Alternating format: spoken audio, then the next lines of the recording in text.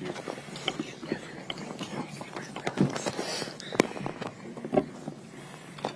Do you want that out or Let me take that.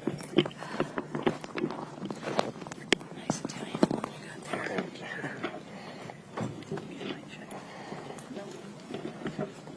Thank you. Can you just speak 1, 2, 3 or 7, 3? 1, 2, 3. 1, 2, 3. 1, 2, 3.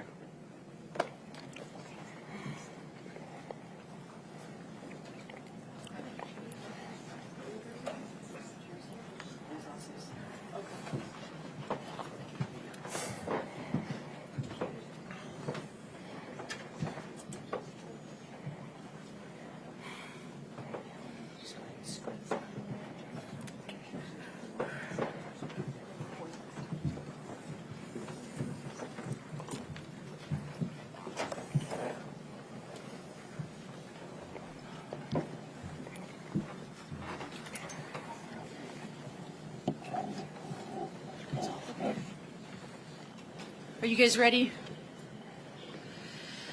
First, thank you all for being here. I'll start with just my name spelling. It's Melissa Solis, Melissa, Soliz, Sergeant with the Phoenix Police Public Affairs Bureau.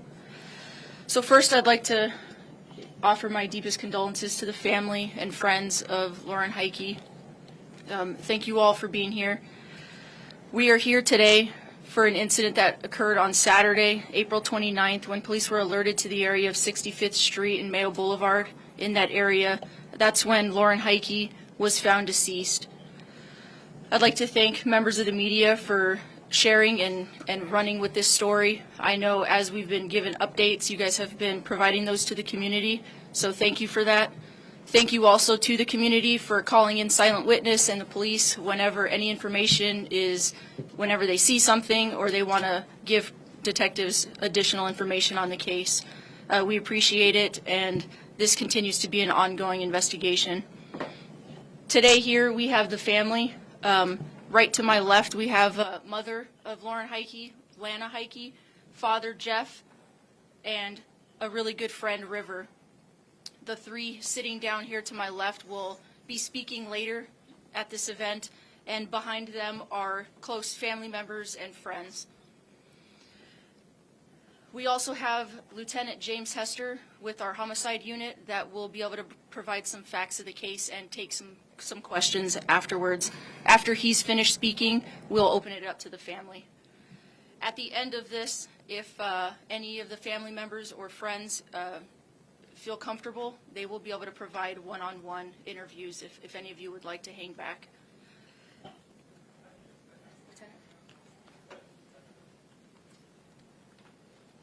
Thank you, Melissa. Hello, everybody. I'm James Hester. I'm the homicide lieutenant for the Phoenix Police Department.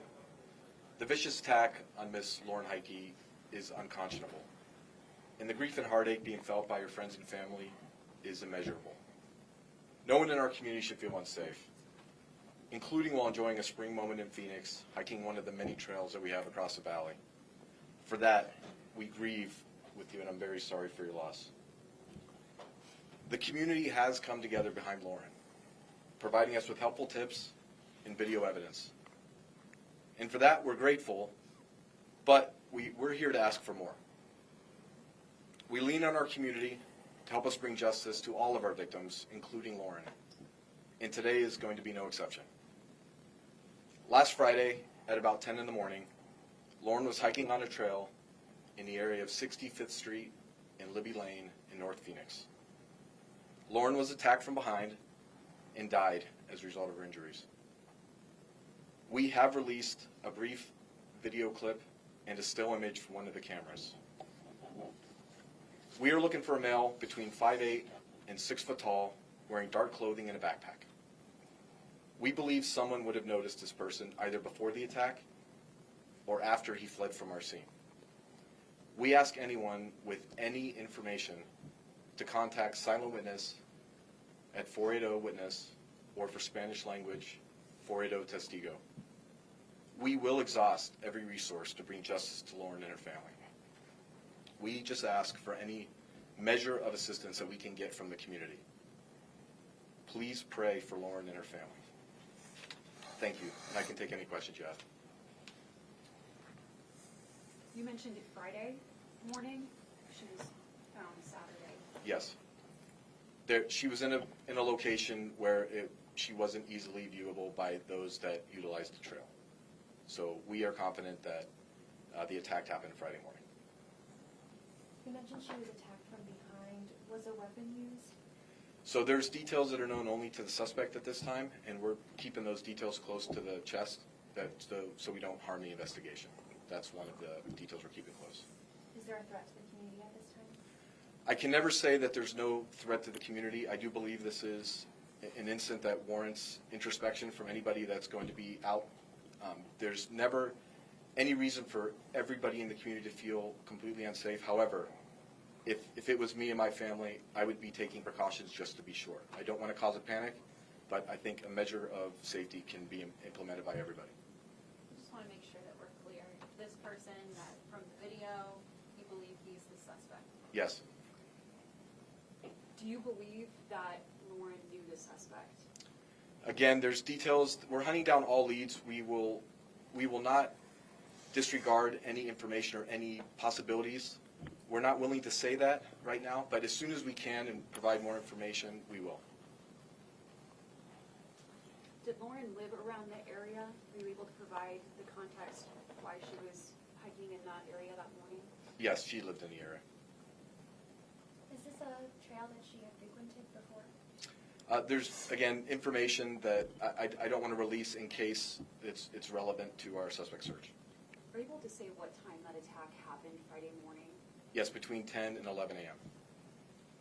And the video that you released, what time was that video of the person crossing that area, your person of interest? I don't have the exact time, but what I can do is, at the conclusion of this, I can get that exact timestamp for you if you need it. Was it Friday as well? It was.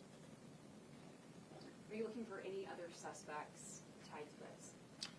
So we believe that the person in the video is our suspect. However, for us, it would be naive of us to say that there was no chance of anybody else being involved. So we are looking for any information that may lead us to this suspect or additional suspects. Is there any indication that the suspect has done something like this before? Nothing that I'd be willing to talk about right now. You say she wasn't easily visible from the trail. Did the attack occur on the trail? I believe that the initial attack occurred on the trail, yes. In that case, did the suspect move her body? I'm not willing to go into that, I'm sorry. Who found her? It was a caller. It is a neighborhood with homes in the area, and someone noticed something that appeared out of place and investigated. Have you investigated any other attacks or bodies found in this general vicinity in the last, say, 24 months?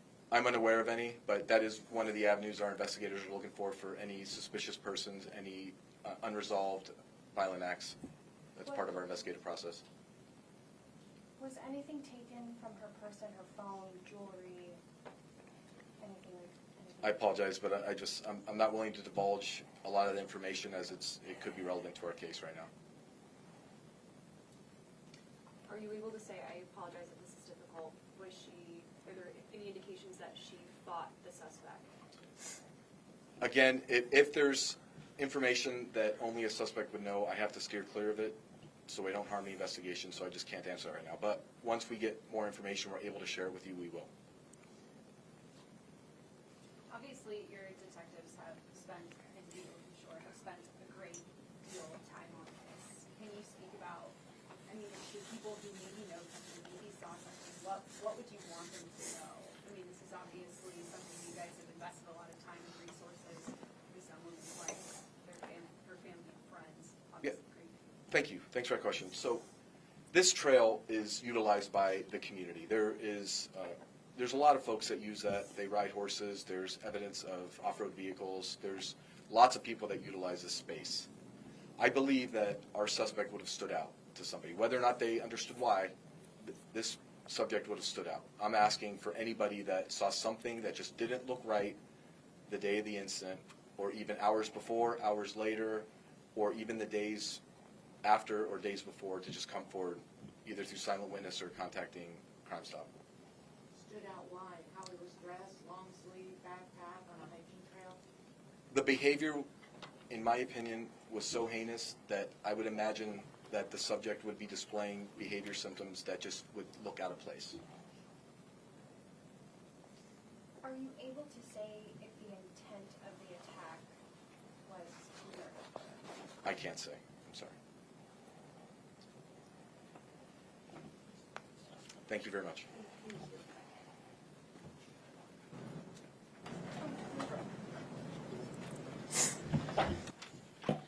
Okay, at this time, we'll go ahead and leave it open to the family. Again, we have mother and father of Lauren Heike and a really good friend, River.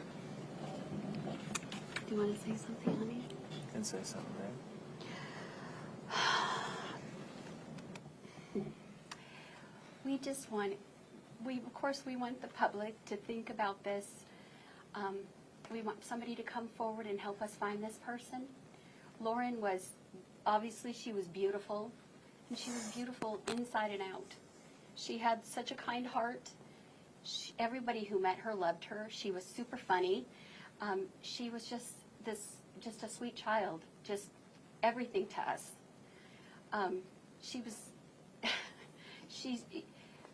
They are always your babies, but even her, she just was. But she lives here, and she hadn't lived in that apartment too long, but she loved it. She loved this area. She had so many friends, and she was always happy. She would call. We are out of town, and I talked to her every single day, at least once or twice a day, and texted. And every phone call ended with "I love you, Mom," and every text ended that way. Is horrific.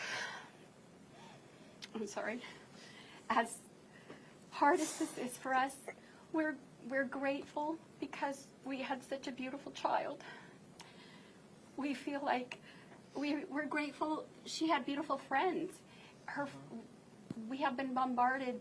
Everybody who has ever met her says she was so sweet and so kind and so loving, and they loved her. And we take a lot of comfort in that. We know that person, and we're grateful for all the people who have reached out.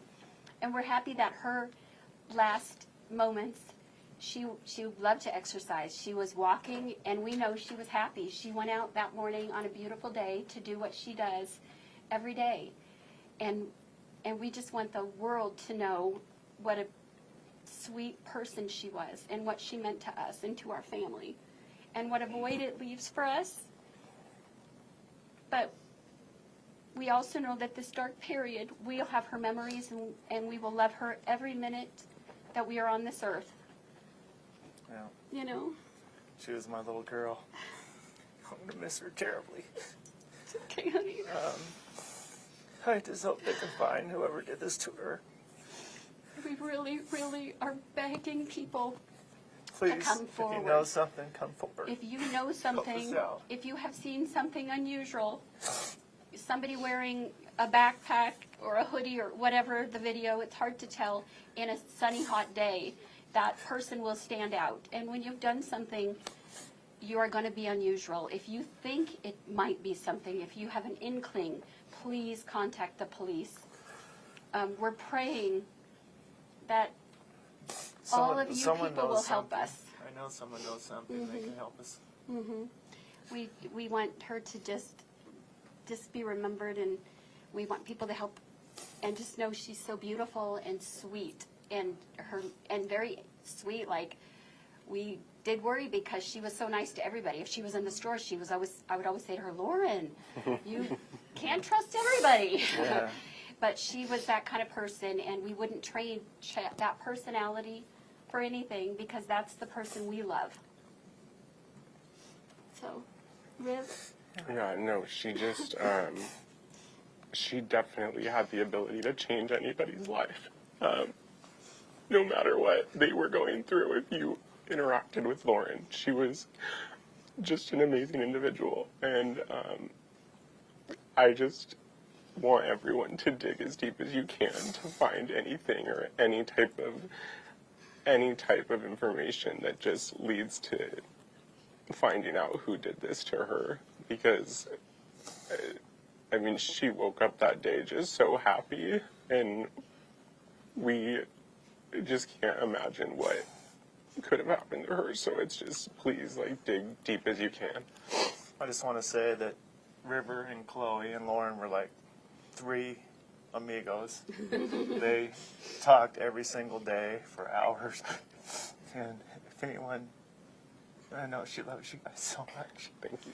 Thank you. We just need help finding whoever did this. I know you might see, Lauren, this photo here and videos. The one thing that we ask the public to see is that this isn't just another girl. We all have people in our lives. This is somebody's daughter. This is somebody's sister. This is somebody's niece. This is somebody's granddaughter. This is somebody's best friend. This is a true person. This is somebody that we all have that special somebody in our lives. And Lauren was that person to so many people. So we ask you, if you know something, if you know this person, you've seen this person, even though if this person is involved in your circle, we ask, what would you do if this was your little sister? If this was your daughter? If this was your niece?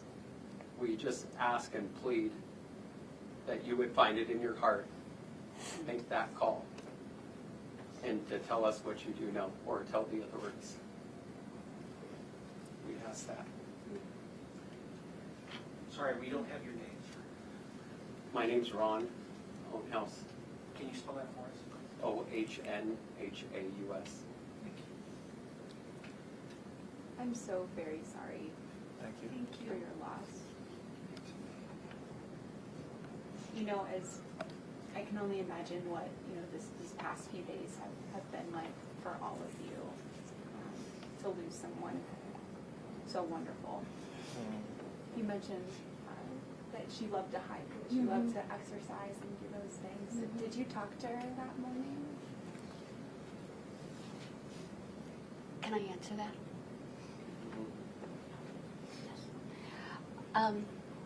The morning that she passed away? No, I did not. I talked to her the night before.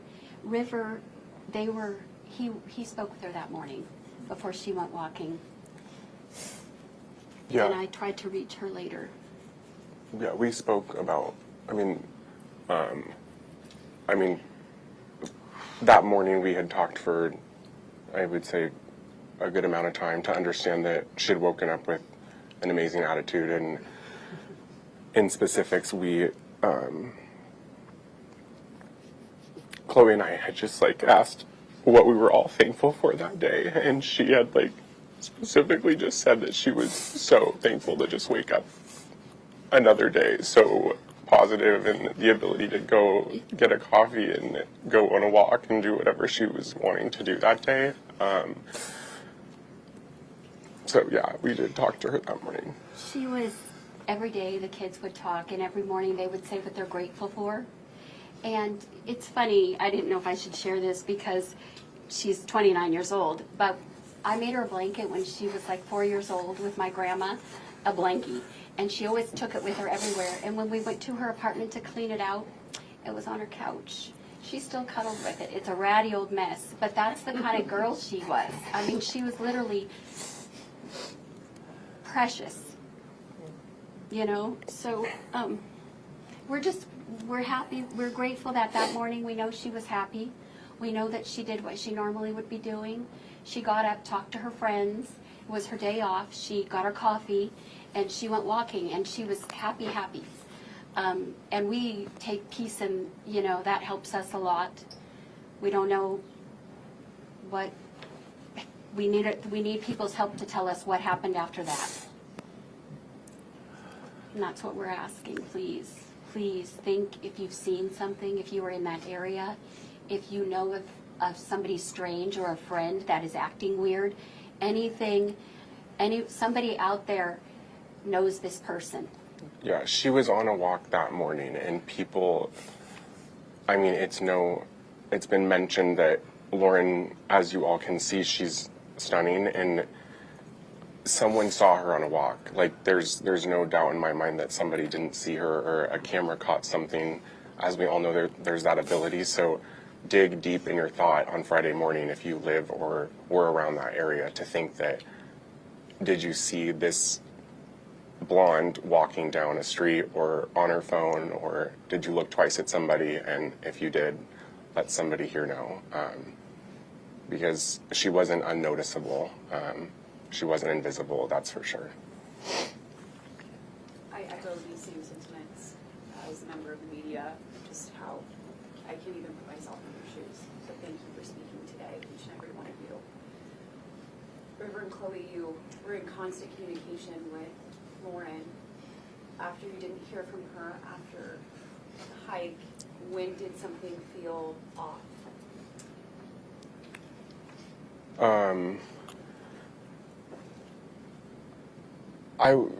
Naturally, your body tells you things, and now knowing what we know, I feel like my body told me something that evening, and I think Chloe and I both felt that, but how you assess that body feeling in a time of not knowing anything, and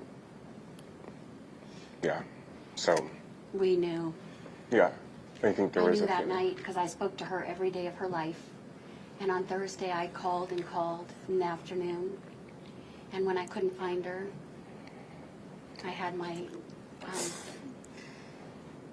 Hannah, I had her peg her location. But it was near her house. And I thought maybe she's taking a walk out with friends. So the next morning I knew, and that's when we called the police.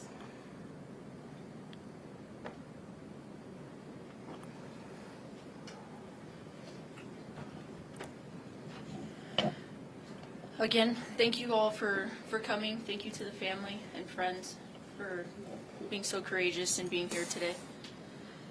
I will send out the photographs that you see up here with some additional ones with the media advisory. So thank you.